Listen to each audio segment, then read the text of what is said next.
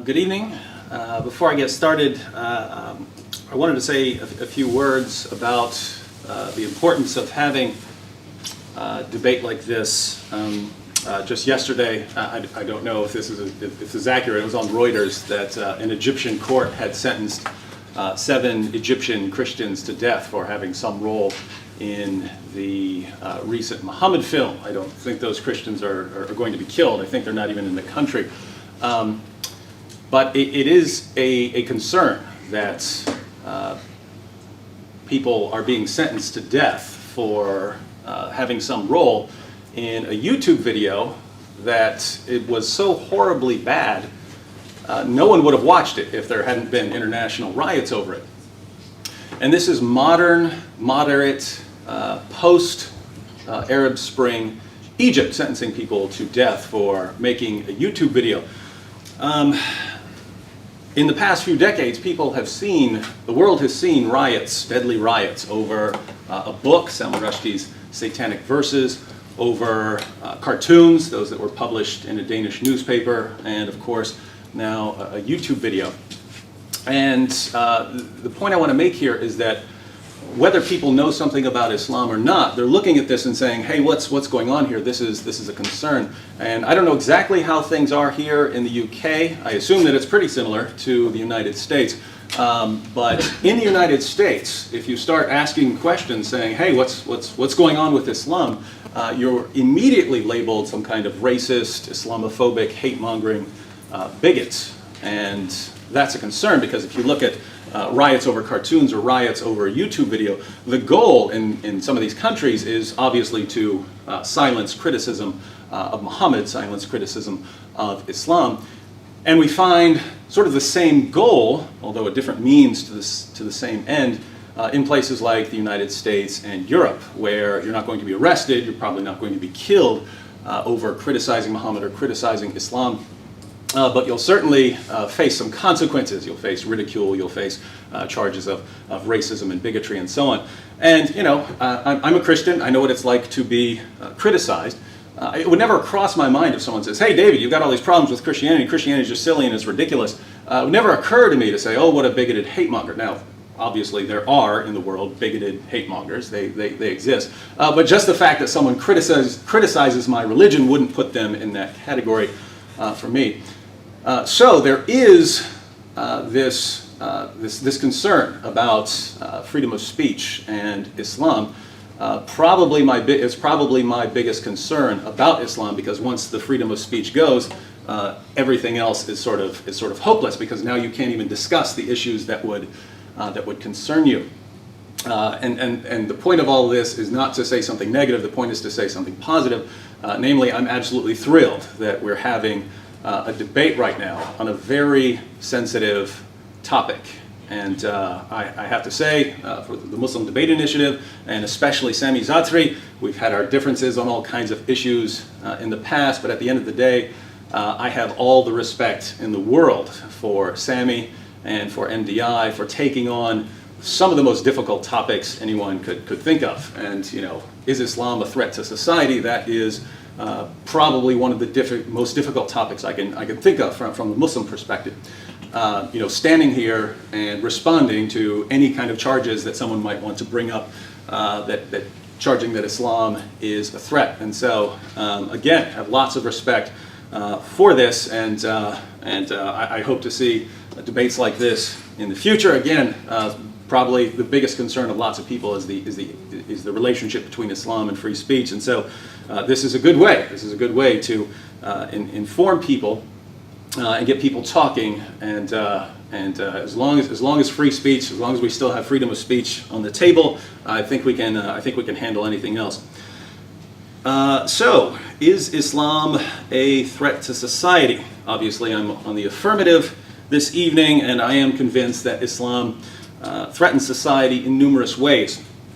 But I'm going to limit myself to 2 areas tonight: Islam as a threat to non-Muslims and Islam as a threat to women. And to keep things simple, I'll focus on 3 points in each of these areas. I could bring up lots of other points, but I do want to make sure that we have time to fully address them, these points this evening.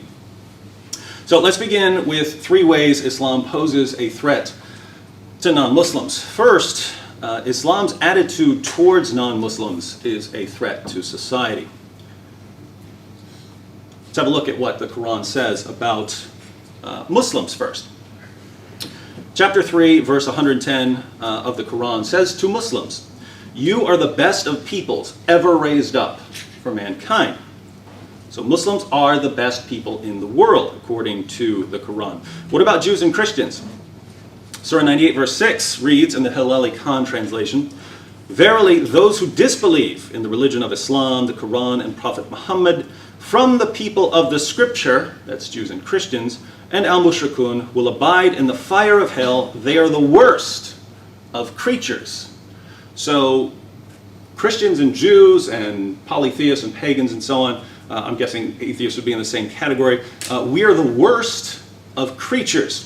Muslims are the best of people. So according to the Quran then, Muslims and non-Muslims are not equal. Muslims are the best, Jews and Christians are the worst. I'd say it's kind of hard to build a fair society when your God tells you that certain people are the worst of creatures. Keep in mind that's worse than pigs, worse than dogs, worst of creatures in general. And we can see the results of these kinds of teachings wherever there's a significant non-Muslim population in a Muslim-majority country. So think about Pakistan. Not surprisingly, given the utter inferiority of Jews and Christians, the Quran condemns friendship with us. As we read in Surah 5:51, "O you who believe, do not take the Jews and the Christians for friends. They are friends of each other." We even know that Muhammad decided to get rid of all Jews and Christians in Arabia. In Sahih Muslim 4366, Muhammad said, "I will expel the Jews and Christians from the Arabian Peninsula and will not leave any but Muslims." Now, if Muhammad himself couldn't imagine living alongside Jews and Christians in the Arabian Peninsula, I don't know how Muslims today can tell us that Islam poses no threat to a harmonious society. Second, Islam commands Muslims to violently subjugate non-Muslims. And I would say this is certainly a threat to society. If you want to understand jihad, you have to understand one simple fact, and that's that jihad proceeds in stages. Muslims are commanded different things depending on where they are in the world. And the pattern we find in the life of Muhammad, the pattern we find in the Quran, the pattern we find in the Hadith, the pattern we find in the commentaries, it's all the same sort of 3-step pattern. 3 stages. Stage 1, when Muslims are outnumbered, they are to proclaim a message of peace and tolerance. And when Muhammad was a persecuted prophet in Mecca, when he had only a few dozen followers, we read one of the most peaceful passages in the Quran. I love this passage. Surah 109, "Say, O unbelievers, I do not serve that which you serve, nor do you serve him whom I serve, nor am I going to serve that which you serve, nor are you going to serve him whom I serve. You shall have your religion, and I shall have my religion." That's what Muslims are commanded in Surah 109 to say to non-Muslims. You have your religion, I have my religion. What's the problem? That's when Muslims are a minority in society. That's just stage 1. Stage 2, when Muslim numbers increase, they are permitted to engage in defensive jihad. And there are many passages in the Quran about defensive jihad. I'll read one. This is the first passage allowing Muslims to fight. For this, they were commanded not to fight, not even in self-defense. So Surah 22, 39-40 says, "Permission to fight is given to those upon whom war is made, because they are oppressed. And most surely Allah is well able to assist them, those who have been expelled from their homes without a just cause, except that they say, 'Our Lord is Allah.'" So, defensive. You can fight to defend yourselves. And many people in the West wouldn't have any objection to fighting in self-defense. People are, attacking your community or something like that. But lots of people want to pretend that that's the Quran's final word on dealing with non-Muslims, and it's just not. It's not in the life of Muhammad, not in the Quran, not in the Hadith. One of the last 2 surahs revealed was Surah 9. And we find a very different message in Surah 9 of the Quran. I'll read Surah 9:29 because it specifically refers to the people of the book, Jews and Christians. Surah 929, fight those who believe not in Allah. Notice what it says. Fight those who believe not in Allah. Not fight people who are persecuting you and expelling you from your homes anymore. Fight those who do not believe in Allah, nor the last day, nor hold that forbidden which hath been forbidden by Allah and His Messenger, nor acknowledge the religion of truth, from among the people of the book, that's Jews and Christians, until they pay the jizya with willing submission and feel themselves subdued. So, fight unbelievers, including Jews and Christians, until they pay the jizya and feel themselves subdued. Muhammad said in Sahih al-Bukhari 69:24, I've been ordered to fight the people till they say, La ilaha illallah. And whoever said, La ilaha illallah, Allah will save his property and his life from me. Notice what he says. He does not say, I have been ordered to fight people until they stop attacking me. I have been ordered to fight people till they recite the Shahada. It's very different from the earlier stages of Islam. At first, where there's no fighting, and then when there's fighting in self-defense. Here it's fighting people specifically because of their unbeliefs. And I'd say that's certainly a threat to society. Third, Islam's command to kill apostates are a threat to society. Western nations generally support freedom of religion. If you want to become a Muslim, you're free to do so. If you want to leave Islam, you're free to do that as well. So how do we reconcile freedom of religion with Muhammad's command to kill anyone who leaves Islam? Let me quote some ahadith. Sahih al-Bukhari 69:22. Allah's Messenger said, if anyone changed his Islamic religion, then kill him. I don't know of a more clear command. If anyone leaves his Islamic religion, kill him.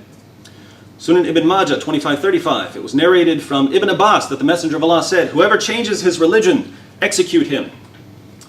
Malik's Muwatta 36:18-15. The Messenger of Allah said, if someone changes his religion, then strike off his head. So how are these commands not a threat to freedom of religion and therefore to Western society itself?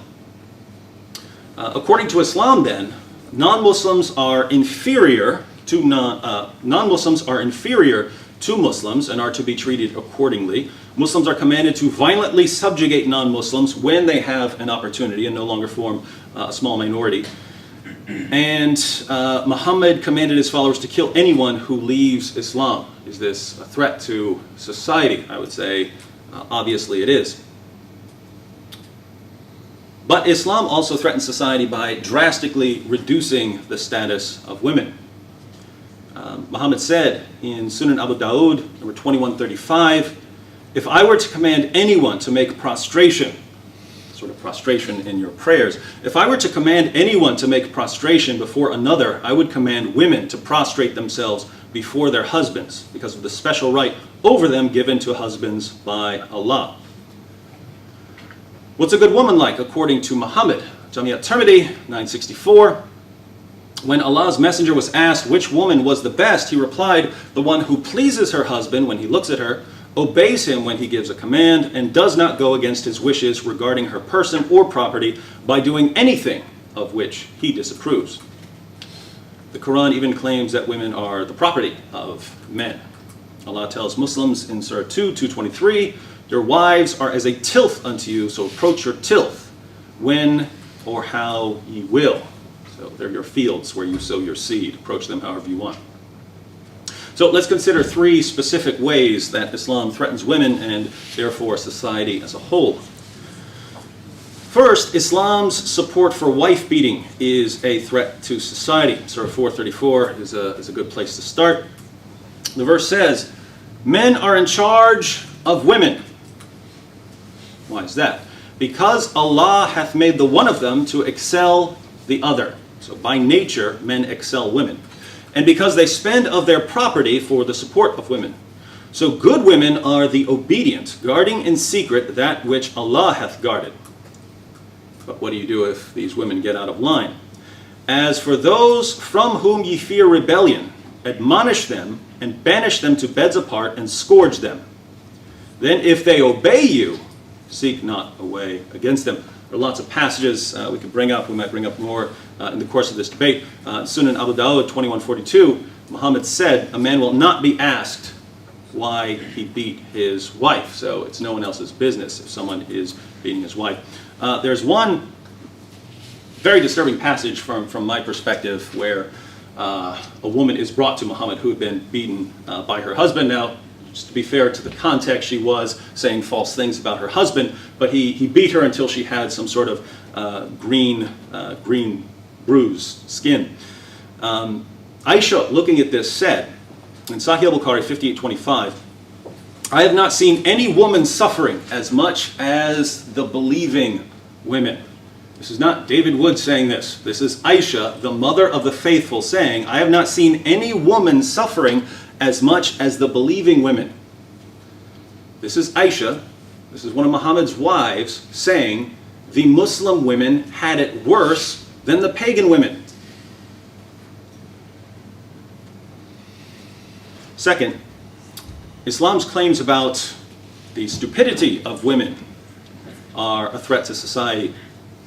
In Surah 2:282, the Quran discusses contracts, and we find that the testimony of a woman is worth half the testimony of a man. The passage says, "And get 2 witnesses out of your own men. And if there are not 2 men available, then a man and 2 women, such as you agree for witnesses, so that if one of them, 2 women, errs, the other one can remind her." But why are women less reliable as witnesses? Muhammad tells us in Sahih al-Bukhari 26:58, the Prophet said, "Isn't the witness of a woman equal to half of that of a man?" The women said, "Yes." He said, "This is because of the deficiency of her mind." So women are deficient in intellect, according to Muhammad. Let's look at one more passage. Sahih Muslim 142. Muhammad said, "O women folk, you should give charity and ask much forgiveness, for I saw you in bulk among the dwellers of hell." A wise lady among them said, "Why is it, Messenger of Allah, that our folk are in bulk in hell?" Upon this the Holy Prophet observed, "You curse too much and are ungrateful to your spouses. I have seen none lacking in common sense and failing in religion, but at the same time robbing the wisdom of the wise besides you." Upon this the woman remarked, "What is wrong with our common sense and with our religion?" He, the Holy Prophet, observed, "Your lack of common sense can be well judged from the fact that the evidence of 2 women is equal to 1 man. That is a proof of the lack of common sense." And people wonder why the Taliban are against young girls going to school. Third, Islam's support for marrying prepubescent girls is a threat to society. Muhammad married a girl named Aisha when she was either 6 or 7 years old, depending on the source, and he consummated the marriage. He had sex with her when she was 9 years old. I'll quote a few passages, there are certainly plenty more. Sahih al-Bukhari 38:95, Khadijah died 3 years before the Prophet departed to Al-Madinah. He stayed there for 2 years or so, and then he wrote the marriage contract with Aisha when she was a girl of 6 years of age, and he consummated that marriage when she was 9 years old. Sahih Muslim 33:11. Aisha reported that Allah's apostle married her when she was 7 years old, and she was taken to his house as a bride when she was 9, and her dolls were with her. And when he, the Holy Prophet, died, she was 18 years old. Sunan Abu Dawud, number 2116, Aisha said, "The apostle of Allah married me when I was 7 years old." The narrator Sulaiman said, or 6 years old. "He had intercourse with me when I was 9 years old." And who is the greatest moral example according to the Quran? That would be Muhammad, according to Surah 33:21. He is the pattern of conduct. Doesn't mean you have to do that. Muhammad had various numbers of different wives and so on. Certainly allows it. So we find certain teachings about violence, we find certain teachings about women, and it's a very common attitude, especially in the West, that it kind of doesn't matter what Islam teaches or what Christianity teaches or what any other religion teaches, because most people don't take these sorts of things that seriously, and so they're not going to have much of an impact on society. So let me quote some statistics by various polling agencies that have taken place over the past several years. 15% of American Muslims, so it's not worldwide Muslims, 15% of American Muslims under age 30 believe that suicide attacks in defense of Islam are at least sometimes justified. Not always, but sometimes. You say 15%, well that's not much, that's a minority. Well, it's 15% of several million Muslims in the United States under age, well, I guess less, under age 30. 1/3 of British Muslim students believe that killing in the name of Islam is sometimes justified. Not always, but in certain situations, yes. 40% of British Muslim students want the UK to adopt Sharia. 1/4 of British Muslims say that the 7/7 attacks were justified. A quarter. 68% of British Muslims support the arrest and prosecution of anyone who insults Islam. You could, since there's no clear criteria of what exactly constitutes that, you could say I am right now by criticizing some of Muhammad's claims. 62% of Canadian Muslims want some form of Sharia in Canada.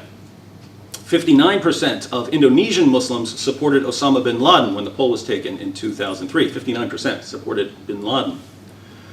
44% of Pakistanis viewed Osama bin Laden as a martyr for Islam. 49% of Nigerian Muslims have a favorable view of Al-Qaeda. It's around half.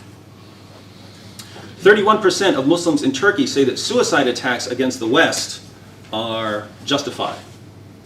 Not just any attacks, suicide attacks. About 1/3 of Muslims in Turkey, moderate Turkey. 78% of Pakistanis support killing apostates. 78%. 78%. That's a vast majority. 32% of Palestinians supported the massacre of the Fogel family. There are different views of the Israeli-Palestinian conflict, but as far as going in and deliberately killing children, about 1/3 of Palestinian Muslims support the actual act of going and targeting even children. 1/4 of Turkish Muslims support honor killings, and 1 in 10 young British Muslims support honor killings in some situations. So those are various things about violence. Let me give a quick statistic on gender equality and social institutions in a report from the Organization for Economic Cooperation and Development. They examined various countries around the world and rated them based on certain criteria: equal opportunities for education or employment for women, laws to protect women from physical violence, equal rights under the law regarding ownership of property, guardianship right to their own children, son preference, so if a culture prefers sons to daughters, it gets a lower score, equal access to divorce rights, and the percentage of women married or divorced by age 16. So they rated these countries on how well they did on these various women's rights issues. Let me give you the bottom 12 countries, the 12 worst places in the world to live if you're a woman. Worst place in the world to live if you're a woman: Sudan, happens to be a Muslim majority country.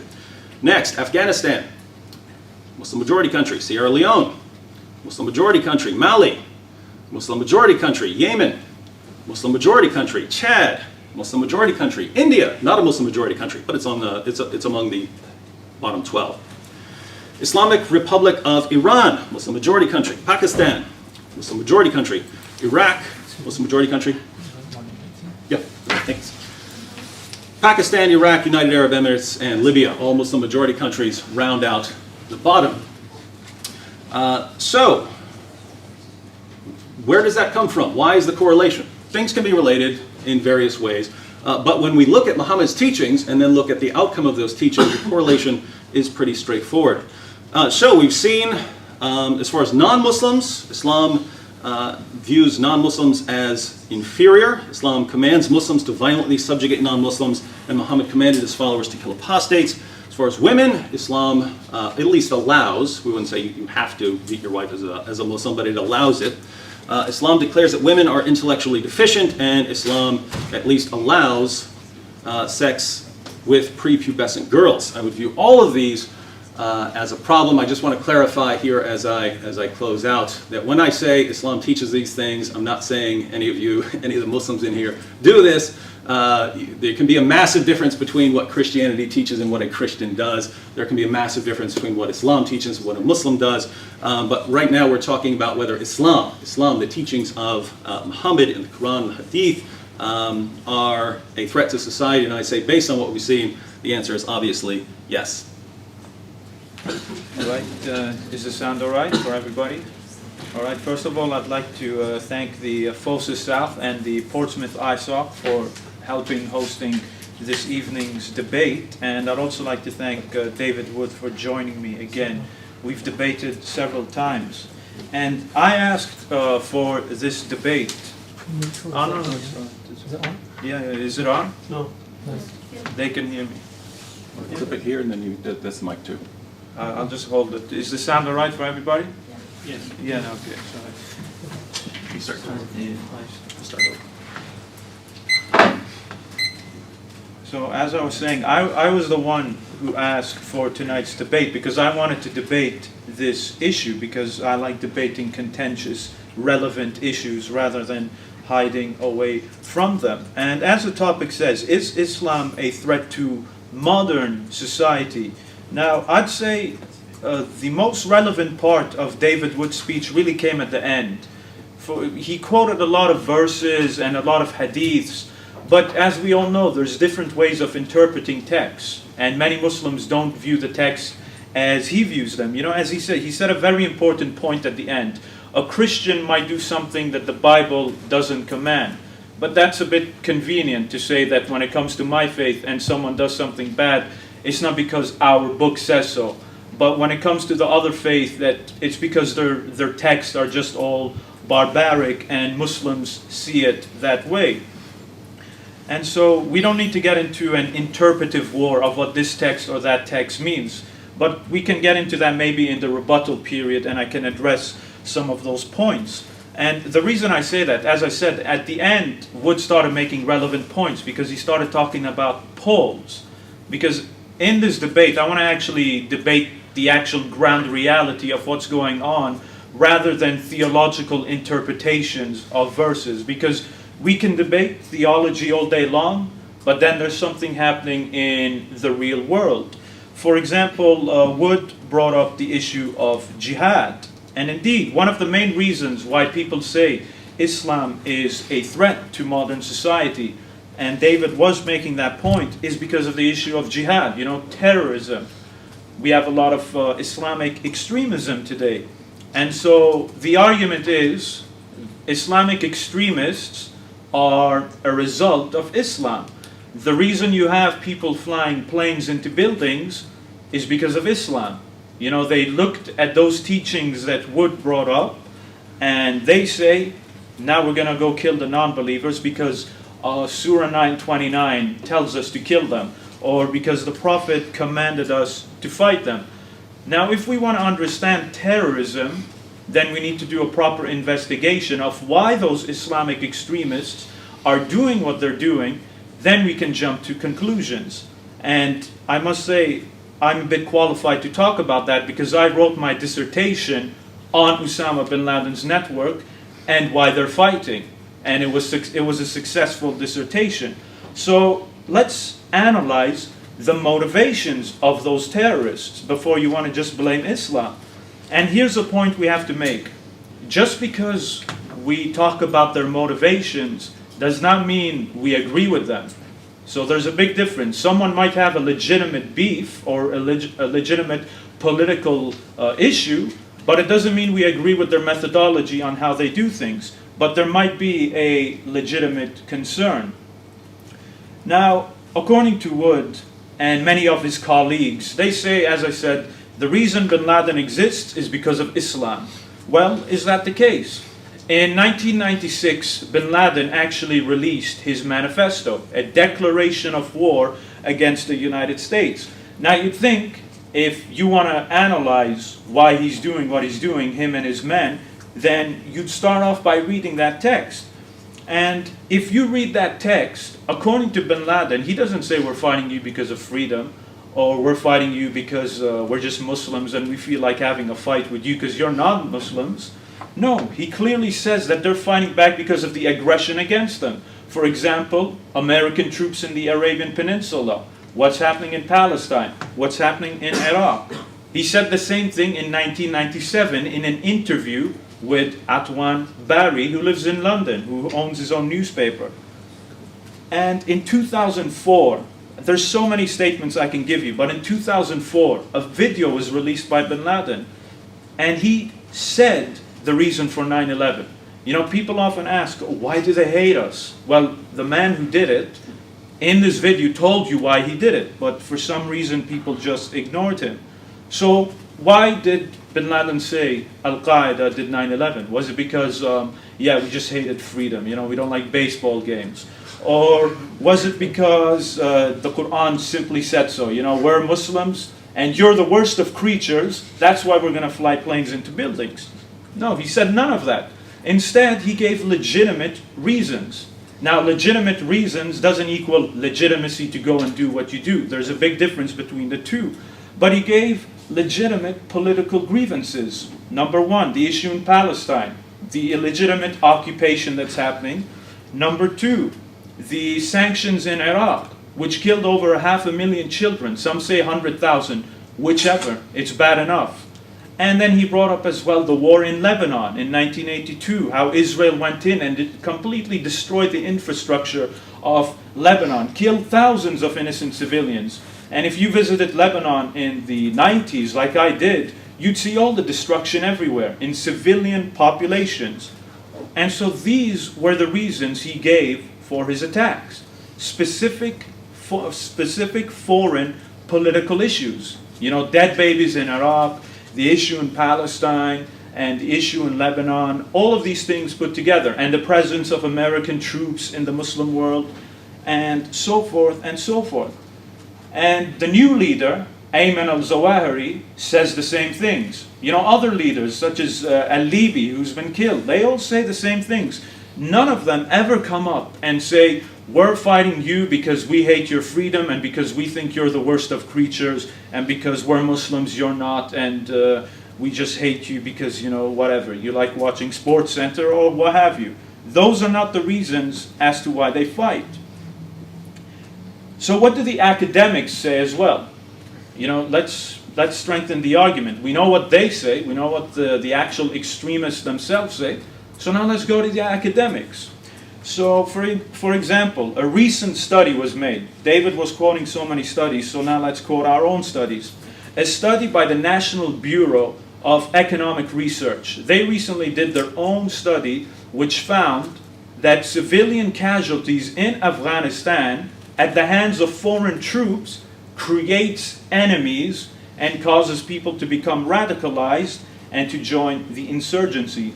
That is their words. This is a Western organization saying that foreign casualties at the hands of foreigners in Afghanistan, foreign troops, causes people to become radicalized. It's not because they picked up the Quran and just said, yeah, today I feel like becoming a radical. What a surprise. Another study about drone strikes in Yemen found out the same thing. An in-depth report was done by the Washington Post, and they quoted human rights organizations, they quoted people in Yemen, and what did they find? According to their studies, drone strikes in Yemen caused an increase in support for Al-Qaeda in the Arabian Peninsula. In fact, there was a correlation. The more drone strikes happened, the more popular Al-Qaeda was becoming, and the more bigger they were becoming. So you can even see the direct correlation for yourself. And again, another surprise. What about drone strikes in Pakistan? A recent study was done by Stanford University and New York University. According to their own studies, people in the Pakistani tribal areas, civilians, are being terrorized. They're being terrorized by drone strikes. But in this case, it's good terrorism, right? Because when we, the West, do it, well, that's not really terrorism. Or there's justified reasons when we go and kill some innocent child and blow their limbs into pieces. You know, a lot of people were talking about Malala, the schoolgirl who got shot, and we condemn that. But what about all the Malalas who've been killed by drone strikes? Where's their condemnations? You know, where's their pictures? Why aren't they being put up there to be Time magazine's most influential person? Oh yeah, they're collateral damage. It doesn't matter. And if you want to read all these reports, then take their website. It's a very good website. You can see the interviews with the victims and the families. It's livingunderdrones.org. Again, this is a Western university saying that this is causing terrorism. And when you terrorize people and you kill innocent civilians, do you think those people are going to come offering you cookies, or are they going to come offering you a fight? We know the answer. And here's the best study of all. And this practically it refutes most of what he said. And this is the smoking gun. Always keep this fact in the whole debate. A major study was done by the Arizona State University's Center of Strategic Communications. So what they did is they examined over 2,000 texts from Islamic extremists from 1998 to 2011. That's a lot of text to read and to examine. And what was their conclusion? They examined all the Quranic verses that were being quoted by these extremists, and they were examining the context in which the verses were quoted. For example, David Wood brings up Surah 9:29. You see, because of that verse, Muslims are going out to conquer the world. Well, guess what? According to this study, the reason why Islamic extremists quote Quranic verses is not for world domination. The context that they use the Quran in is in defensive ways, responding to aggression, victimization, dishonor, and retribution, their own words. So when they quote the Quran, they're not doing it the way David tells you that, yeah, we just want to go conquer you. They're doing it as a defensive response. And here's the irony. They barely ever quote Surah 9:29, and they barely ever quote Surah 9, verse 5, verses David Wood always loves to bring up. They always quote Surah 9:29, but the extremists themselves barely quote that verse. That shows you not a lot of research is being done. But now, let's say you want to reject the academics. Well, let's do something better. How about I quote you the intelligent officers, the people who are fighting these people. Let's see what they have to say. And here's a good thing. I personally know a counterterrorism expert. I personally know somebody who infiltrated a terrorist cell in Canada and foiled a terrorist plot. Mubin Sheikh. You can Google him. And so I interviewed this person. You know, this guy is the real deal. He infiltrates a group, and he's a counterterrorism officer. What does he have to say? I asked him bluntly, I just asked him in an interview, do these extremists hate us and attack us because they just hate our freedom and because they're just a bunch of mad Islamic extremists? And his answer, what was it? It should be yes, if everything David is saying is right. But according to him, that's a lot of nonsense. The bigger irony is that I even named David Wood. I asked him, people like David Wood, Robert Spencer, use these arguments. What do you have to say about that? And this counter-terrorism expert said that that's just not true. If Mubin Sheikh's not good enough for you, I'll bring someone better.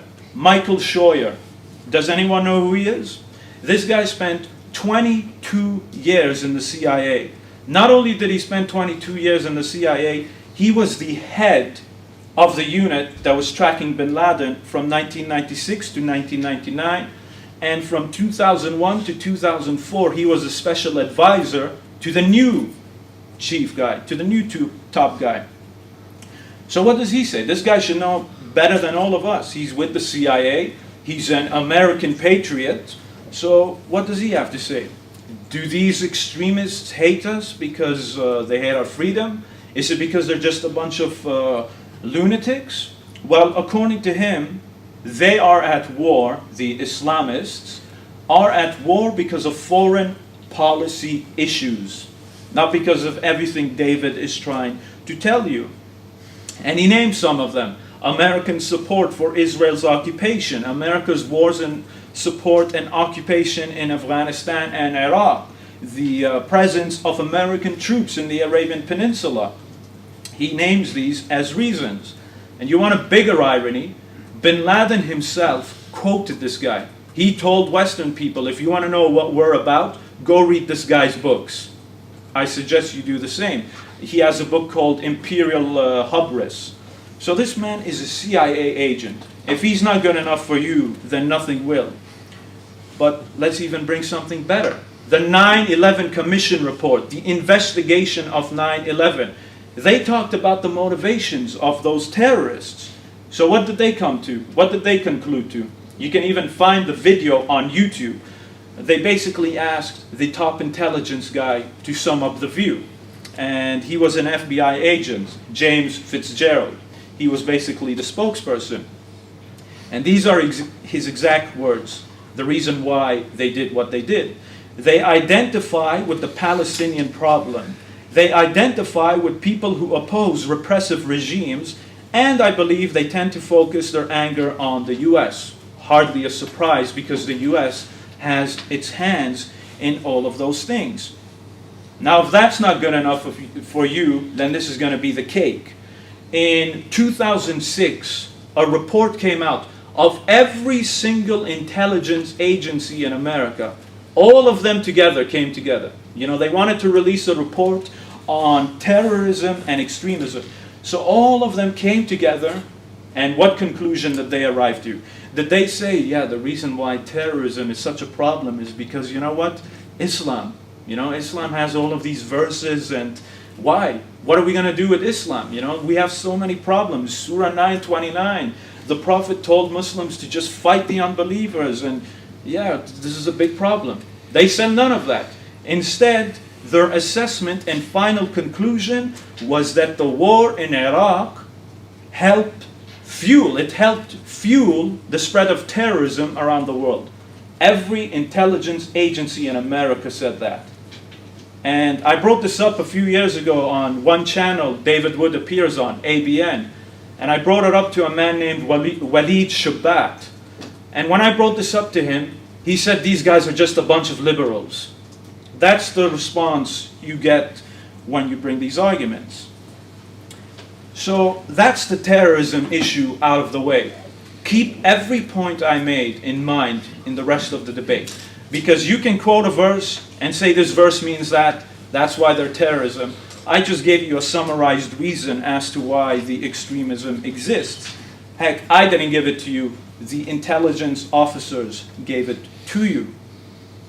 Now, David talked about polls, and now this is going to be the best, actually. There's always better stuff coming up.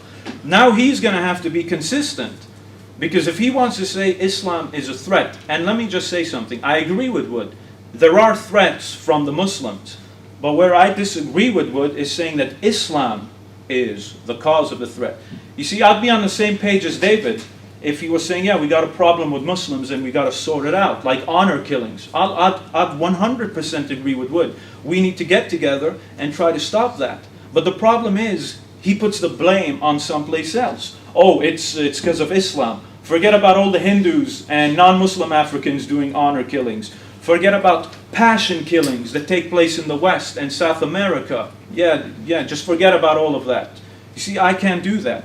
But nonetheless, on polls, now this is where we need to be consistent, because according to Wood, Islam is a threat because of all the polls he mentioned. Well, they did a poll in America last year, in America alone. They did a poll with Christians, Jews, Muslims, Mormons, and atheists. And they asked each group, which group was more likely. So they came up to you, say you're a Muslim, and they asked you, is it justified for the military to kill civilians, to target and kill civilians, not collateral damage? So that was the question. 21% of Muslims said it's justified.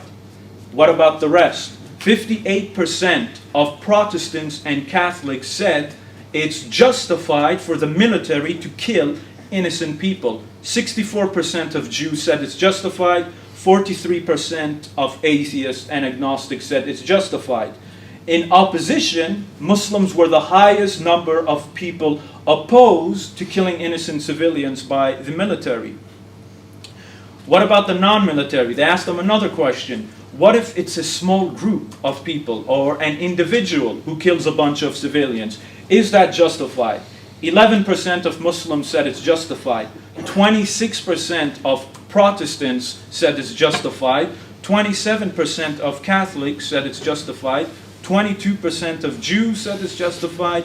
And 23% of atheists said it's justified.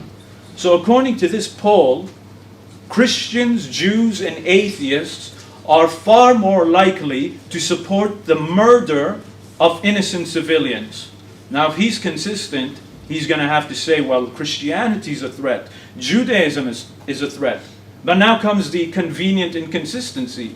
When there are bad Christians, it's because they're bad Christians. It has nothing to do with the Bible, even though the Bible has verses saying go kill women and children, but it has nothing to do with the Bible. But when it comes to Muslims, oh, it's all because of the Quran. I'm sorry, ladies and gentlemen, but that's completely inconsistent, and no non-biased person can take such an argument seriously. That argument is basically trying to have your cake and eat it. It just doesn't work. But now as for the polls on Muslims, let's address the polls on Muslims, but keep the other polls in mind because we want to be consistent. Yes, there are Muslims who say they'd like to have Sharia law in Britain. They ask British Muslims. Now, we need context. When British Muslims say they want Sharia law, what context do they mean? Do they mean that they want to take over your lives and make all of you Muslims? That's not what they mean. What they mean, they want Sharia law in their own personal lives in civil issues, like marriage. They'd like to have that marriage done under Sharia, or divorce, something like that. And the Jewish communities in Britain and Europe have the same thing. They have their own Jewish court systems where they can go and do civil matter issues under Jewish law. So that's what Muslims mean when they say we want Sharia. Secondly, someone who says, I'd like to have Sharia in the West, is far different than saying, I'm going to impose Sharia in the West. If you were to ask a Christian or a secularist or a secular humanist, would you like the entire world to be secular humanist? They'd say yes. But that's a far different thing than saying, now I'm going to force everybody to become a secular humanist.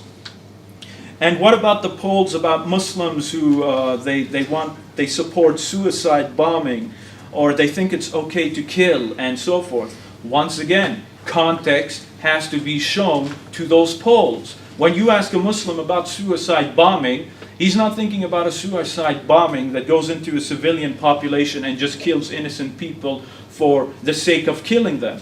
He looks at that as the foreign political issue which I mentioned at the start. This is the problem with a lot of people. They don't view things through the Muslim perspective. They just view things through their own perspective. When a Muslim answers questions like that, he's viewing things from the perspective of seeing places like Iraq getting bombed, Afghanistan getting bombed, Palestine getting bombed, and so he's viewing it in that specific context. Context is always important to such polls. But nonetheless, if we're going by polls, if David wants to blame Islam for those polls, then he needs to blame Christianity for the polls I mentioned. And last but not least, the issue of freedom of speech, because David brought it up in his opening. And that is a relevant issue, because we do have some issues of freedom of speech. But now we need to be consistent again. Trying to regulate freedom of speech isn't anything new. So when people point their fingers to Muslims and say, look at these Muslims, they're trying to ban freedom of speech, let's blame Islam. That doesn't make sense, because regulation of free speech already exists. For example, in most of Europe, it's a crime to deny the Holocaust. You can get arrested for standing up on stage and saying, I don't think the Holocaust happened. I don't agree with it, but if some scholar or some pseudo-academic wants to argue that, he'd be arrested and sent to jail for that. So freedom of speech is already regulated. In all of Europe, we have something called hate speech laws. So what is hate speech laws? Hate speech laws is the right to imprison or fine anybody who attacks another group of people because of their race, gender, or creed. And then we have something called defamation laws.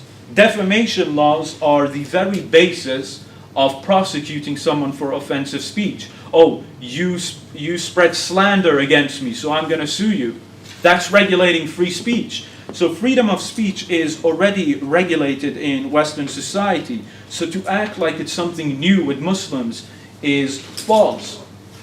Now, as for Muslims who want to limit the criticism of Islam, Muslims, I don't know any Muslims who say that they want to silence fair critique of Islam. I'd even ask all Muslims here, do you have a problem with someone arguing against Islam in a civilized and mannered way? Do you have a problem with that? No. Muslims don't have a problem with that. What Muslims are trying to silence or ban, which I don't support, by the way, because I can take it and I can give it back, but nonetheless, what most Muslims have a problem with, such as the Organization of Islamic Cooperation States, the OIC, they want to ban hate speech that defames Muslims and brings negative consequences to Muslim society, such as comparing Muslims to Nazism or comparing Muslims to a secret enemy within who wants to take over. That is hate speech. You know, that's not civilized speech that's critiquing a religion. We saw that same speech used decades ago on another group. In fact, the irony, when the OIC say they want to prosecute Islamophobia, they use the laws I just brought up. Hate speech laws, defamation laws. It's a crime to deny the Holocaust. They say, you already do that, so why don't you do that with us? So they're not trying to invent anything new. So freedom of speech is all good. Like, let's debate in a civilized way. Most Muslims don't have a problem with that. And I'll even challenge bring up any major Muslim group who said we want to ban civilized discourse between Christians and Muslims. We just want to ban a nice debate. I don't think that exists. But anyway, my time is up. All right, well, thank you, Sami, and I appreciate a lot of the information you shared. A lot of the information based on your personal studies was new. Just to review what I argued in my opening statement, I argued that Islam poses a threat to society in two major categories: one, non-Muslims, and two, women. As far as my arguments that Islam poses a threat to non-Muslims, I said that Islam's attitude towards non-Muslims, namely that Muslims are superior to non-Muslims, is a threat to society, as is Islam's command to violently subjugate non-Muslims and Muhammad's command to kill apostates.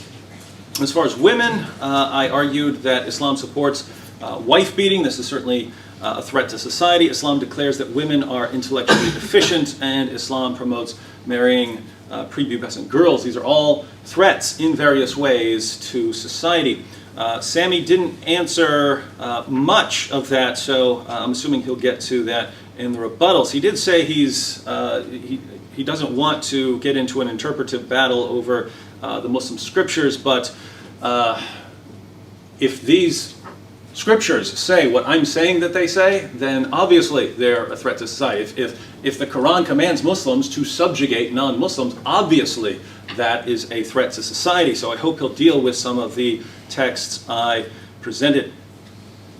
Sami spent a lot of time pointing out that Muslims who act in the world, or Muslims who engage in terrorism, for instance Al-Qaeda, they don't act from the motivations that I presented. So when Al-Qaeda views what they're doing, it's not we want to subjugate the non-Muslims because they're the worst of creatures.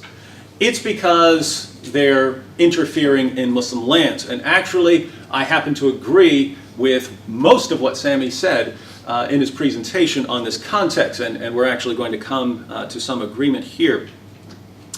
Sami said that Osama bin Laden was fighting against the West because of Western interference in Muslim lands, and he said that most Muslims who quote the Quran in the context of groups like Al-Qaeda and so on, quote the Quran for defensive texts, not for offensive texts about going out and subjugating the entire world. And I agree completely. Let's review the three stages of jihad, and you can read about these even in certain Muslim sources. If we want to go through sources, we can do that.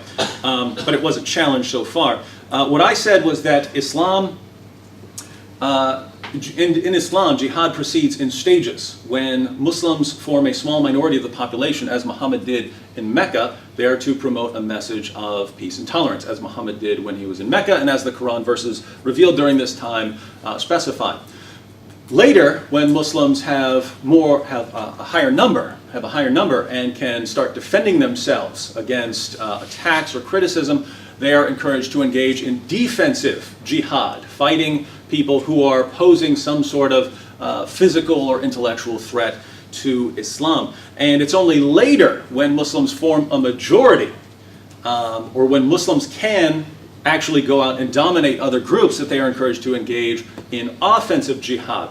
And notice that we find this pattern in the world. If you are a Christian in many Muslim countries, you're not going to have, most of the time, the same rights as non-Muslims. If you look at Western countries, what is Islam all about? It's all about peace and tolerance.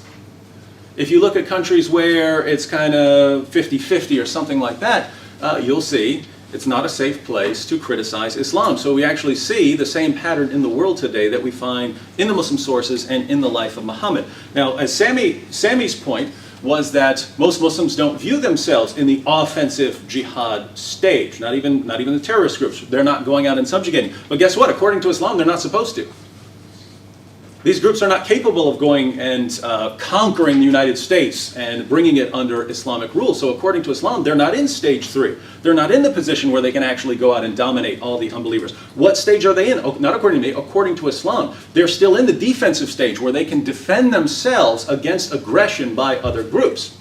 And so when Sami says that that's what they're doing, I would say that's exactly what they're supposed to be doing, according to Islam. And let me quote a couple of passages, and if anyone doesn't understand the mindset behind, say, the 7/7 bombings or 9/11, it's actually pretty straightforward according to groups like Al-Qaeda. Let me read a verse from the Quran. Surah 5, verse 33. The recompense of those who wage war against Allah and His Messenger and do mischief in the land is only that they shall be killed or crucified, or their hands and their feet be cut off on opposite sides, or be exiled from the land. That is their disgrace in this world, and a great torment is theirs in the hereafter. What's the punishment for making mischief in a Muslim land? It's death, or depending on the severity, imprisonment or something like that, or exile. So, the penalty for making mischief in a Muslim land is death in an extreme case. Well, there is no more extreme form of making mischief in a Muslim land than having a non-Muslim military presence in the Muslim land. Or from a Muslim perspective, occupying an entire country, as with Israel. Many Muslims would view it that way. So Muslims regard the United States' involvement in Iraq or Afghanistan, or United States support for Israel, as making mischief in a Muslim land. And what would be the penalty, according to Islam? The penalty, as we just saw in Surah 5, verse 33, is death. Now that would apply to people who actually are going out and making the mischief. But there's something interesting. If you study groups like Al-Qaeda and the writings they put out, they say that the average person in the population might actually be responsible as well. And why? They're basing it on Muhammad's teachings. Let me quote you two ahadith from Muhammad. Sunan Ibn Majah, 2759. The Messenger of Allah said, "Whoever equips a warrior in the cause of Allah, he will have a reward like his. Whoever equips the warrior has a reward equal to the warrior." Sahih al-Bukhari, 2843. Allah's Messenger said, "He who prepares a ghazi," ghazi is a jihad fighter, "going in Allah's cause is given a reward equal to that of a ghazi." Notice what he says here. It's not just the person going out doing the fighting who gets the reward for the fighting. The person who funds that fighter, who funds that soldier, gets an equal reward. Why? Because the soldier wouldn't be able to go out and fight if it wasn't for the person who's funding the soldier. Makes perfect sense. What does that mean, though? If the United States is at war in Iraq or Afghanistan or doing something else in some other Muslim country and the penalty is death, that's the penalty on the soldiers, who's funding those soldiers so that they can actually carry on this mischief making in Muslim lands? Well, that would be people like me, people who pay taxes and fund the military. That's the mindset. You don't have to agree with it. Most of you probably don't agree with it. But if you look at the pattern, people making mischief in Muslim lands, that's the penalty. The penalty for that is death, Surah 533. And those who support them financially, who make it possible for them to go out and fight, they are equally responsible. That's why you can have planes crashing into buildings, because none of those people in the Twin Towers are innocent. They're not innocent. They're all funding the government, which is making mischief in Muslim lands. Makes perfect sense. Again, you don't have to agree with it, but that's the idea. So I agree completely with Sami that these groups view themselves as engaging in defensive fighting, not offensive fighting. People are attacking Islam in various ways, and therefore Muslims are simply defending themselves.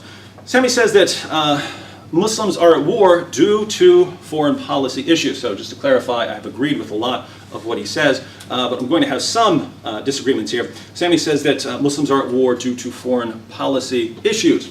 Well, if you think about the Muslim reaction in various cases to these foreign policy issues, what foreign policy issues do Muslims face that no one else faces? Because the United States, I mean, let's face it, puts its nose in people's business all around the world. Most of those groups don't fly planes into buildings. Why is it somehow different? Well, you can see what the passages say in Surah 533 and in the Hadith.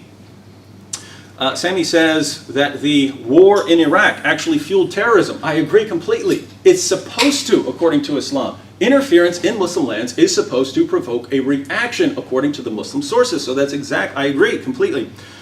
He says that people in the West are complaining about the shooting of Malala. What about all the Malalas killed in drone strikes?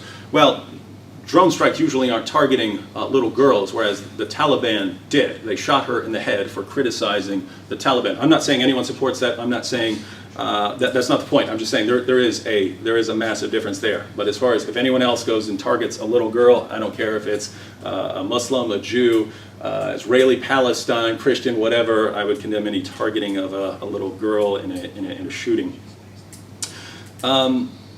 He says that statistics show that Muslims in America are less likely to support the killing of innocent people than other groups, and that Christians and Jews and atheists are more likely to support killing innocents. I haven't read this study. I'll go ahead and grant it.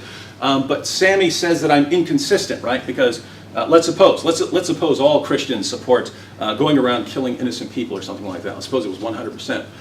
Why don't I then condemn Christianity? It seems that Sami has represented my argument as, look, you have various Muslims who are supporting terrorism, various Muslims supporting suicide attacks, various Muslims supporting honor killings, and I'm saying it's all Islam's fault. That was not my argument at all. My argument was, look, here are the sources which call for certain treatment towards non-Muslims, and here are sources calling for certain treatment of women, and then we see how these teachings have played out in the world, and people are obviously taking some of these teachings seriously. Just to clarify, whether it's Christians, whether it's Muslims, right? A Christian, as I said earlier, a Christian can do something that totally contradicts Islam. A Muslim can do something that totally contradicts Islam.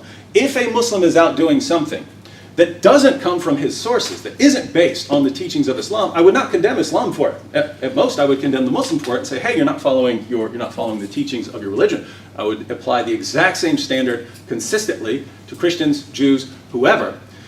But when a Muslim is following the teachings of his religion, then I have to say it's Islam. It's Islam that is posing a threat here. I'm out of time, so I'm certain that Sami has some responses. I hope he'll get to some of the points I brought up in my opening statement, and I'll be looking forward to responding. All right. Lots of points to respond to. Now, David, basically, it's good he ended on what he said, because he started on that point, that he brought up issues from Islam which he views, or teachings that he views as a source, that cause or can cause problems to non-Muslims, Islam's attitude to non-Muslims. But what did I say in my presentation? Because I addressed that. That's his way of reading into it. David Wood looks at a verse that he thinks has a bad attitude to non-Muslims, and so he'll read it and say, you see, that's the problem. But what I'm saying is that's your reading, and the argument can be used against you as well. Like the poll I brought up about Christians, that I could make the same argument. Now you say they're not being good Christians, but I can just turn around and say, well, there's a verse in the Bible that says that, so I see it that way, and they're bad because of that verse. So that's very subjective. So that point remains. According to you, there are these sources in Islam that can cause problems, but I'm saying that's the way you read it. For example, the issue of you can't be friends with non-believers. Well, if you actually read it properly, it doesn't say friends. The word is actually allies or protectors. So right there is a big difference of how we're going to read it and how many other Muslims are going to read it. Secondly, there's another verse in the Quran, in the 60th chapter, that says that if someone's not oppressing you, there's no reason why you can't be good and kindly to them, which we'd even say friendly. So it's all about how you look at things and analyze them. And so what I'm basically trying to say is that you're looking at things from your own perspective. So rather than go into this circle of interpretive wars, let's look at the ground reality. So you brought up the issue of jihad, and I explained how those terrorists don't look at jihad the way you do. And you agreed with me. You said, yeah, they're defending themselves. But then you go on to say, but that's only for now, because then there's 3 stages of jihad. Well, that's all theory. Where did they actually say that? We have what they say. The studies say that there is no plan for a conquest. Not now, not in the future. So once again, that's not really an argument. That's an interpretive issue. Let's stick with what's actually happening. But I'm glad we got that out of the way, because on your website you often quote stories of terrorists being arrested, and then you quote Quranic verses. You never say on your website that, oh, these guys were arrested because they viewed themselves as defending themselves. You quote verses from the Quran and then say, see, so much for Islam being a religion of peace. You see, that's why they got arrested, because Surah 9:29 told them to do that. But as I proved in my opening, they're not doing that because they just read the Quran and say, let's just go blow things up. They're doing it because of foreign policy issues. And by the way, that's not me saying it. I quoted you all the sources. Michael Scheuer, go look him up. The intelligence agencies, just put in 16 intelligence agencies, Iraq. And that report from the New York Times will come up. The Stanford and Arizona University, New York University, I've quoted you the academics. So that's not really what I'm saying. That's what the experts and the intelligent officers are saying. Now, the issue of issues to women. David brought up the issues that concern him, that Islam is a threat because of those verses. But now again, that's the difference which I said. If you want to talk about honor killings and gender equalities, then most Muslims will fully support you. But the difference between me and you is that you simply just want to blame Islam for all those issues, when many times those same issues you find in non-Muslim countries. Domestic abuse. You talk about wife beating, but there's so much domestic abuse happening in the West. And so once again, there's a difference of how we view things. Unlike you, I don't view things as simply black and white, that, oh, there's all these problems for Muslim women because of Islam. That's the core reason. A lot of those issues that Muslim women struggle with is because of cultural issues, like honor killings. Honor killings, anybody who does a serious and honest study of honor killings will see that honor killings are a purely backward cultural thing rather than a religious issue. For instance, in Afghanistan, if recently a girl was killed by a man who wanted to marry her, but the father rejected him, so they killed her. How are you going to blame a religion for that? That has nothing to do with religion, but has to do with backward culturalistic tribal mentality, not to do with the issue of religion. And as for the issue of Aisha, now let's explain that. That's a very simple issue to answer. First of all, I'd like to ask, what's the age of marriage in the Bible? because there is none. Nowhere in the Bible does it say you have to be 12, 16, or 18. So what is the standard? According to the standard of both faiths, Christianity and Islam and Judaism, the right age for marriage is when she is fit, both mentally and physically. That's the criteria of marriage. And back in the day, young girls, we view them as young girls now, but back in the day, marriage to young girls was very normal. We might view it differently because society has changed, but back then, not just in the Middle East, but virtually in many places in the world, including the United Kingdom, including Europe, marriage to young girls, they wouldn't even be called girls, was very normal. Secondly, even if you read the hadith only says Aisha moved in with him. There's nothing about sexual intercourse or what have you. But nonetheless, even if there is those issues, back then that's the way society was. We might view it differently, but back then a 15-year-old boy would be viewed as a man ready to go into war. These days 15-year-olds are not viewed that way. They're more busy playing PS3 or what have you. Society has changed, and anybody who does a simple academic study will see that for themselves. Now obviously, in today's age, it would be wrong to marry a 9-year-old. Why? Because in today's society, we know 9-year-olds are not fit for marriage, especially mentally. They're not ready for marriage. So any Muslim who's indulging in child marriages are wrong. That's not following the Prophet's example, because the Prophet's example was marrying a girl or a lady when she was both physically and mentally fit. If you don't do that, you're not following the Prophet's example. And secondly, many Muslim scholars have even come out saying it's wrong for child marriages to happen today. Islamic scholars, why would they say that? They know the hadiths, they know the Prophet's lives, and these are orthodox Islamic scholars. They're not trying to appease anybody. They're saying that in the Muslim world, where Muslims are in control according to Wood. So why would they come out and say that in the Muslim world, not in the West?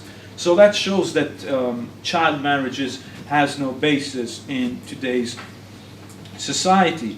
And what about the issue of tolerance? David keeps bringing up the issue when Muslims are in power, we see something happen.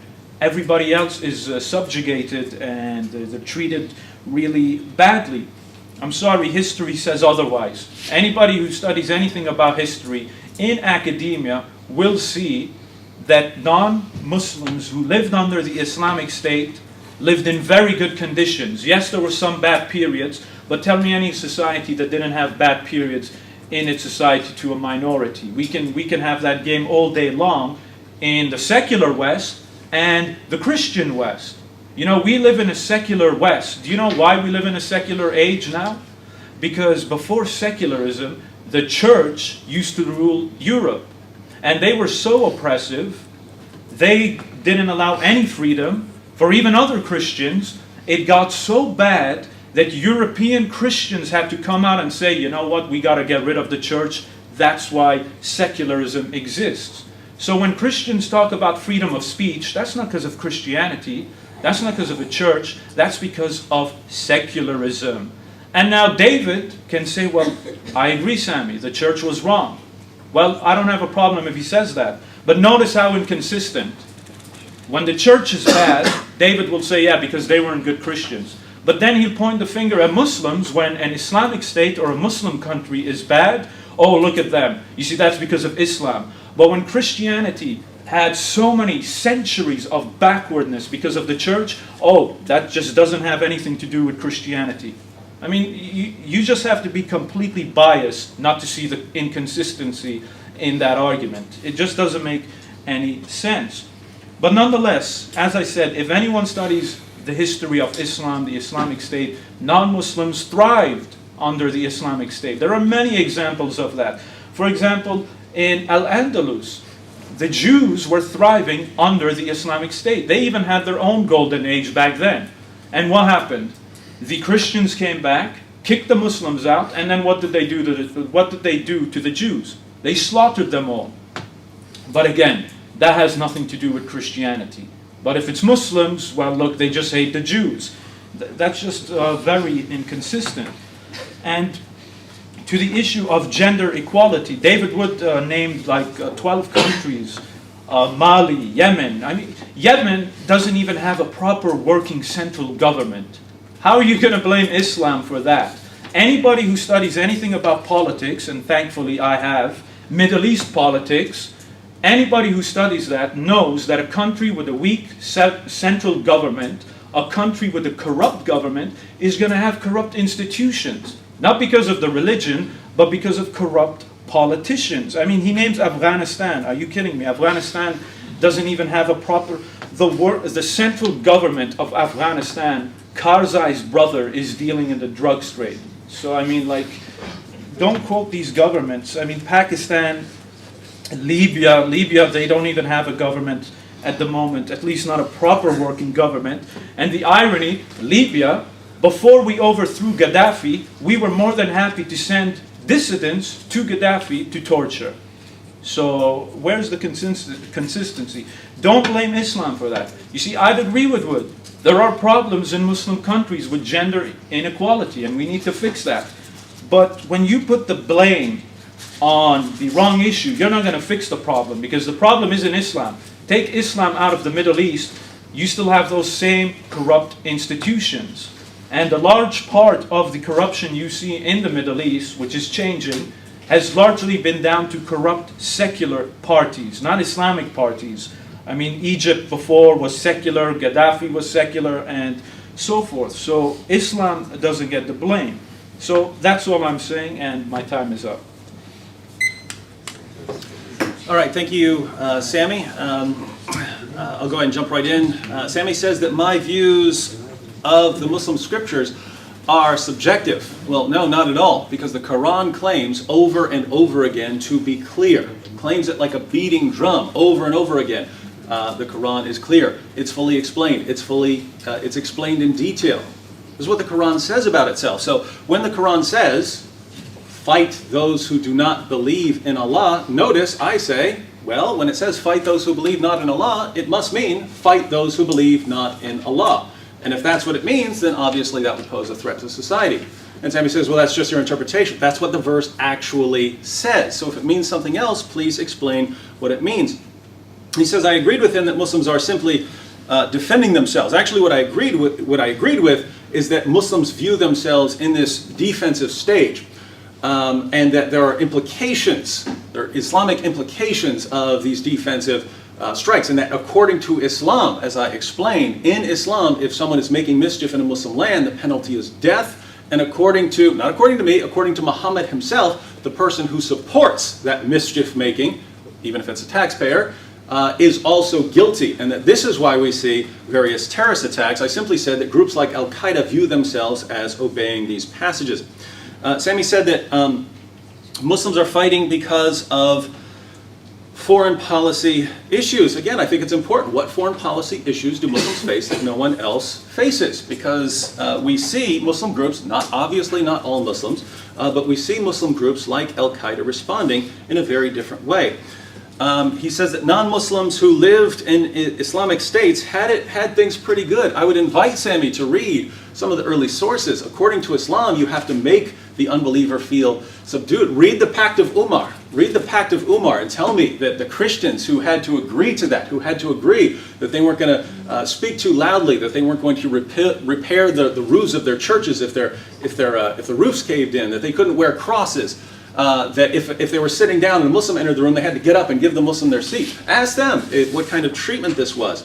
Again, it's the early Muslim sources. Now, if let's suppose there's a Muslim area where everyone is treated equally, that would be great. That would be wonderful. The point is that would not be what Islam commands. The best of people, Surah 3, verse 110, Muslims. The worst of creatures, 98:6, Jews and Christians. Sami says that I'm inconsistent because when the church is bad, I don't condemn Christianity. But when Muslims do something bad, I condemn Islam. I've already explained this. I don't know how I can make it any more clear. If the church, let's say the Christian church, goes on an absolute killing spree, what does Christianity teach? Love your neighbor as yourself, love your enemies, and pray for those who persecute you. That's what Christianity teaches. If a person, I'm just going to go around killing everyone who disagrees with me. You're not following Christianity. And so when I brought up any of these issues involving Islam, it was, here's what Islam teaches. I showed what Islam teaches first, and then I showed the outcome of what Islam teaches. On the issue of wife beating, Sami says, well, there's lots of domestic abuse in the West. Why do I blame Islam for domestic abuse? Couldn't it be cultural? Absolutely, there can be cultural domestic abuse. And you can have domestic abuse in America, in the United Kingdom. You can have it anywhere. The difference is most groups don't have a scripture from God justifying it. So that most groups, when they see someone beating a woman, say, hey, you need to stop that sort of thing. If you tell a Muslim, and I don't mean them, I don't mean Muslims in general. I don't think most Muslims in the UK do this. But I'm talking about according to Islam. If you tell a man, how dare you beat your wife, you're wrong. What's the response? What are you talking about? What are you talking about? Surah 4:34 says I can, and Muhammad himself said a man will not be asked as to why he beat his wife. So you have no basis. You have no basis for condemning the wife beating in an Islamic context. Sami said that honor killings are the product of a backwards culture. And I certainly agree here, and I do want to agree that you don't have to be a Muslim in order to engage in an honor killing. There have been Christians who have killed people in honor killings. In other words, some idea of restoring family honor, and you have to kill the guilty person. And it happens in India. But statistics show over 90% of honor killings worldwide are committed by Muslims. When you start getting to over 90%, you have to start asking yourself, is this coincidence? Is this coincidence? And I'll be the first one to admit, you don't have clear commands from Muhammad, as you have, let's say, pray 5 times a day. You don't have go out and kill your daughters if they become rebellious or something like that. But we have to ask why this practice thrives more in Islam than it does in other contexts. Sami would say it could be cultural. Possible that it's cultural, but I look at Islam and I quoted a passage, Surah 5, verse 33. What did that passage say? The penalty for making mischief in a Muslim land. Some people look at themselves as, hey, if my daughter here is setting a bad example for society, I have to do something about this. It's a smaller form of making mischief in a Muslim land. Very vague crime. As for Aisha, he says, what's the age of marriage in the Bible? Well, I wasn't appealing to any age of marriage in the Bible. The biblical position would be you don't do something that you know is going to harm someone. And we know that marrying 9-year-old girls can be very harmful to them. That's a fact. If you'd like to go through some of the scientific or medical claims, I'd be fine. He said the right age for marriage is when girls are fit. Well, 9-year-old girls are not fit. 9-year-old girls are not fit for sex or marriage. Sami said back then, cultures were different. Well, think about this. Think about this. According to the Quran, Surah 33:21, Muhammad's the example for all mankind. That's why lots of Muslims will try to dress like him or go to the bathroom like him. Muhammad is the example for all mankind. And so if anyone is going to sort of rise above just the common culture, well, why wouldn't he? And the pattern laid down by Muhammad is, if you want to marry a 9-year-old girl, that's up to you. Sami said the passages I quoted said nothing about sexual intercourse. Actually, they all did. Every last one of them did. And those of you watching on YouTube, be sure to go back and listen to those. All of them said that he consummated the marriage or that he had sex with Aisha when she was 9 years old. Sami says that Aisha was fit and that girls matured faster back then. According to the passages, Aisha was still playing with dolls, and she was playing on a swing when her family came to get her to take her to the consummation of marriage. She sounds like a normal little girl. Sami says that marrying too young is against Islam. Not according to Surah 65, verse 4, it isn't, and we can certainly talk about that passage. Surah 65, verse 4 allows sex with prepubescent girls. Sami says, on the list of women's issues, I named a bunch of backwards countries. Well, I'd say Iran, United Arab Emirates, and some of these places certainly have at least some stable government. Why would we say that 11 of the top 12 worst places to be a woman are Muslim countries? I don't know. All right, lots of issues now. David brought up a good point. He said, all right, he's quoting the Quran, which is clear. You know, Surah 929 clearly says, fight the unbelievers. And so that's why you have, or you can look to that, and that's why you'd have a bad thing.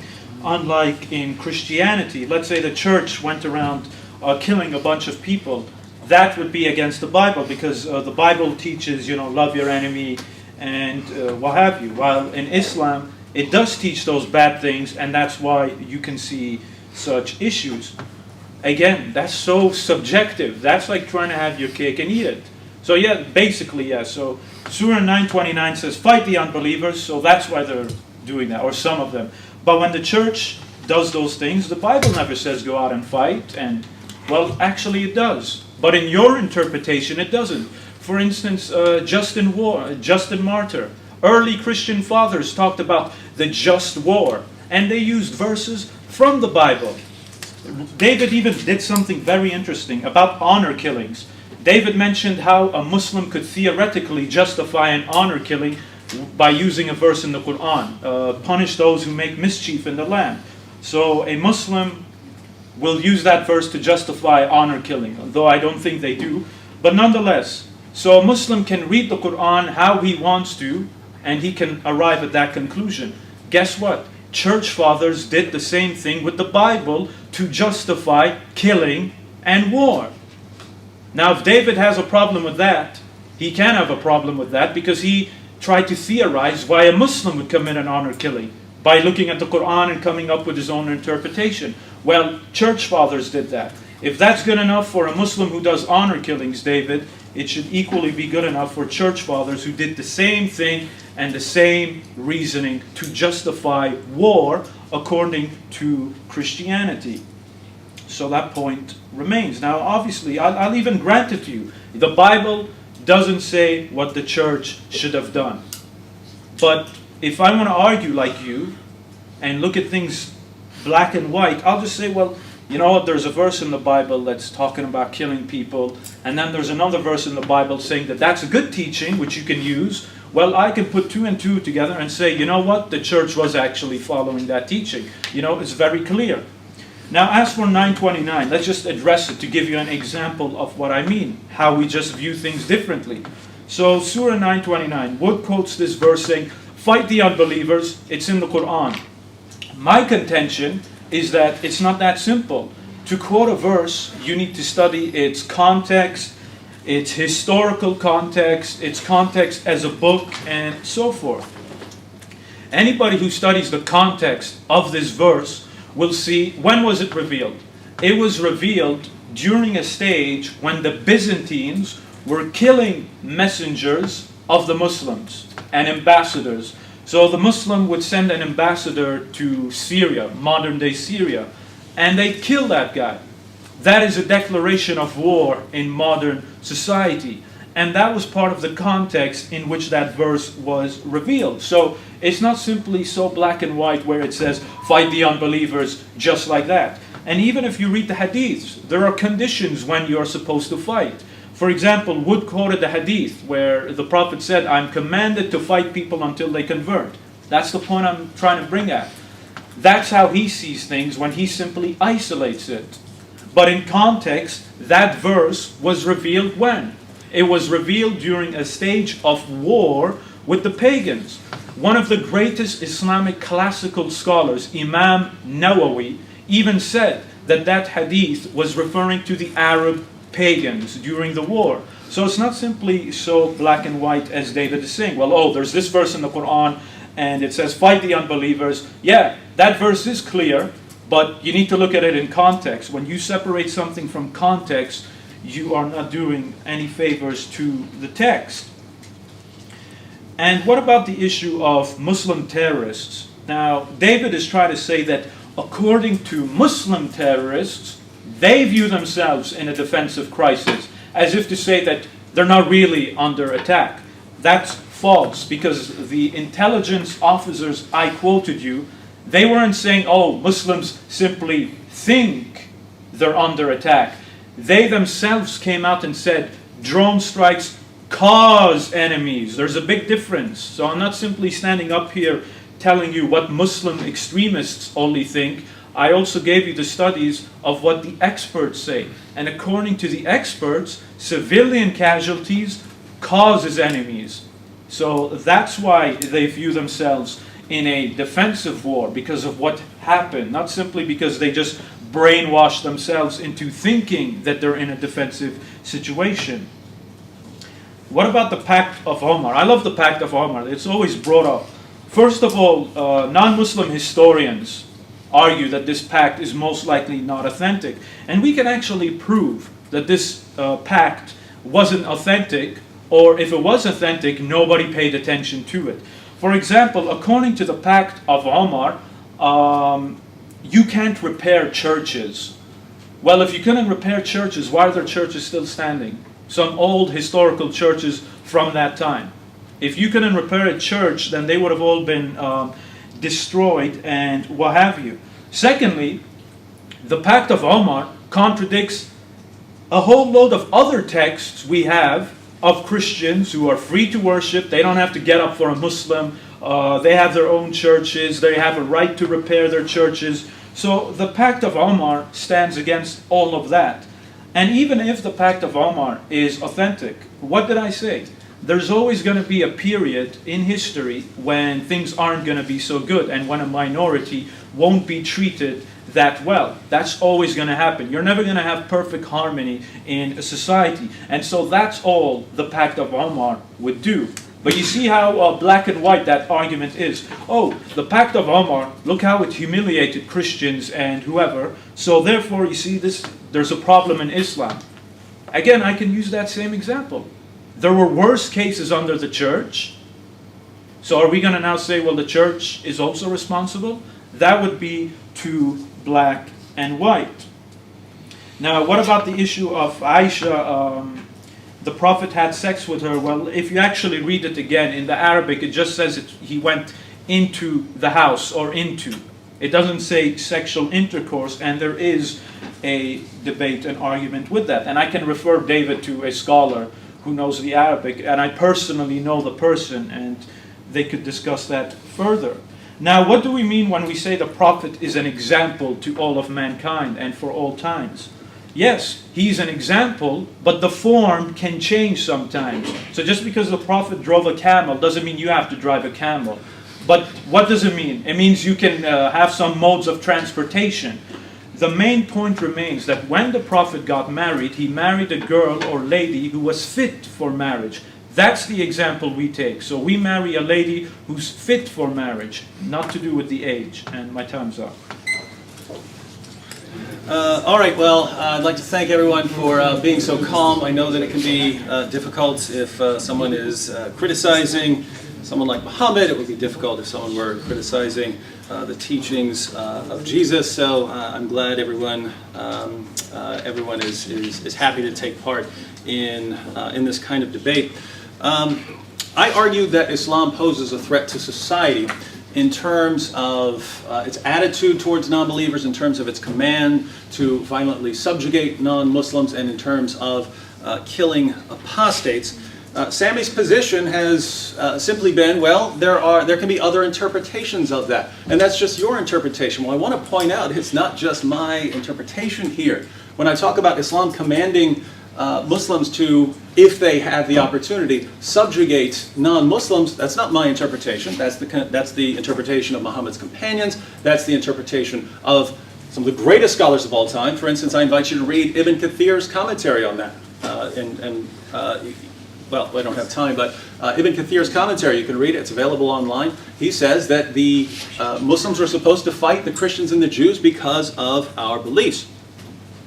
Some of the other issues, Sami seems to keep saying, well, yes, David, if you wouldn't condemn a Christian, you wouldn't condemn a Jew for doing these sorts of things, but yet you condemn Muslims. Well, my approach has been the exact same since I started. Lay out the Muslim teachings and then the results of those teachings.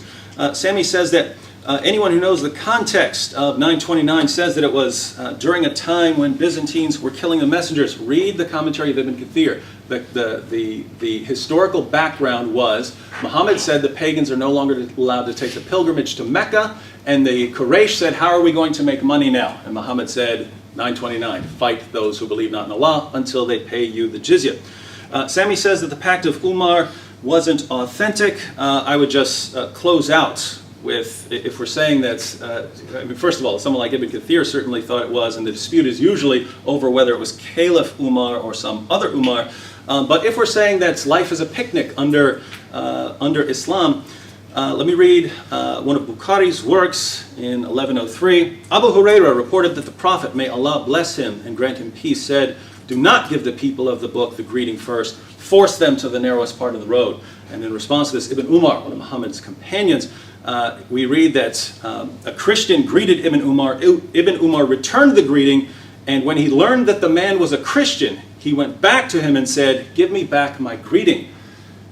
There is this attitude of forcing Christians to the narrow part of the road, of making them feel themselves subdued. This is obviously a threat to society. Sami says it's got nothing to do with Islam. I say your prophet and your sources say something completely different.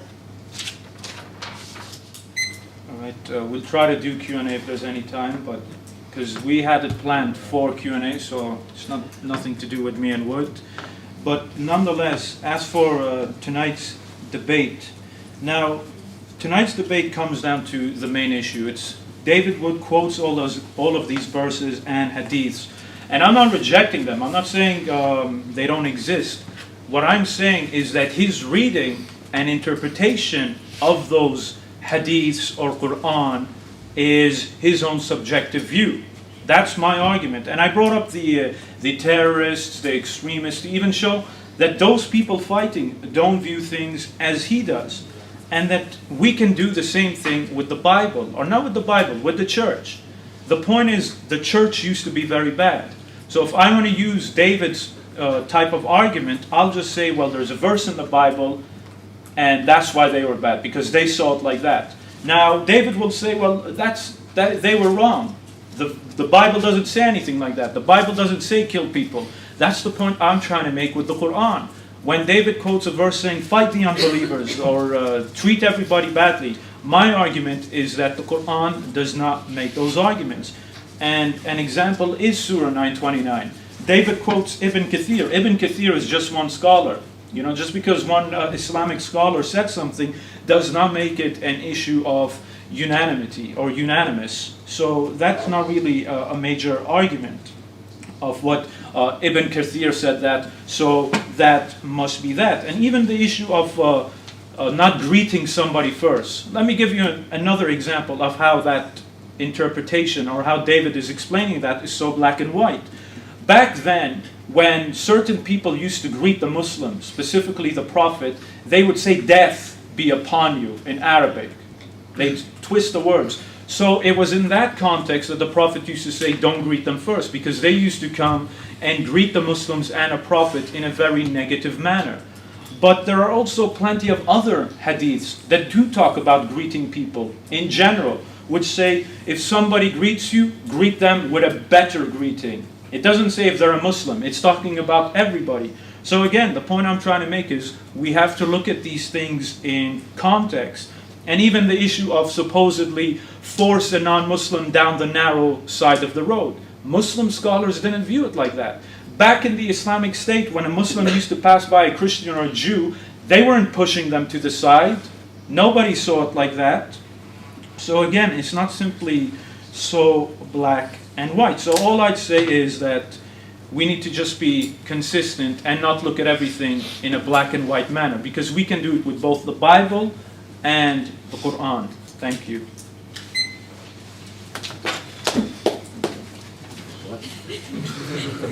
That's not what we want.